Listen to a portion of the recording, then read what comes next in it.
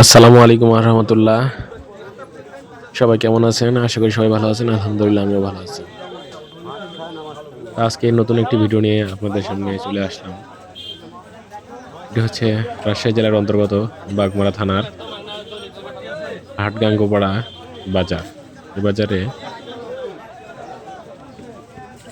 ঠিক দুপুরের সময় গরুর দুধ বিক্রি হয়।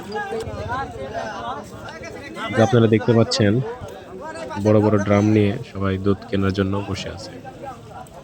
আর ব্যাগে করে বিভিন্ন বোতল বা জার্কিনে করে গরুর দুধগুলো নিয়ে আসছে গ্রাম থেকে বিভিন্ন ধরনের লোকজন। মজার বিষয় হচ্ছে, এই দুধের বাজারটি বসে ঠিক দুপুরের বেলা এবং মাত্র 1 ঘন্টার মধ্যে এই বাজার শেষ হয়ে যায়।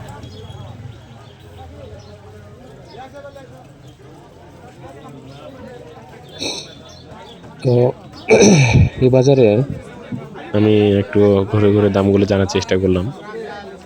এখানে মানভেদে 40 থেকে 60 বা 65 টাকার মধ্যে গরুর দুধ পাওয়া যায়। তো এই যারা ড্রামে করে দুধ কেনে তারা দেখুন কিভাবে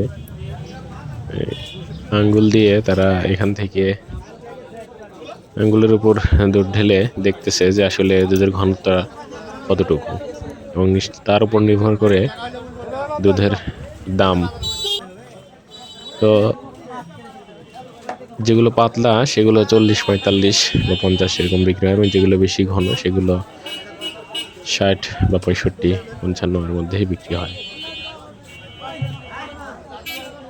তো আমার কাছে বাজারটা খুব ভালো লেগেছে এবং প্রচুর পরিমাণে দুধের আমদানি হয় এই বাজারে। গ্রাম থেকে যাদের গরু আছে তারা এই দুধ দোয়ায় এখানে বাজারে এসে বিক্রি করে। তো ভিডিওটি যদি ভালো লেগে থাকে লাইক, কমেন্ট, শেয়ার করবেন। ধন্যবাদ সবাইকে।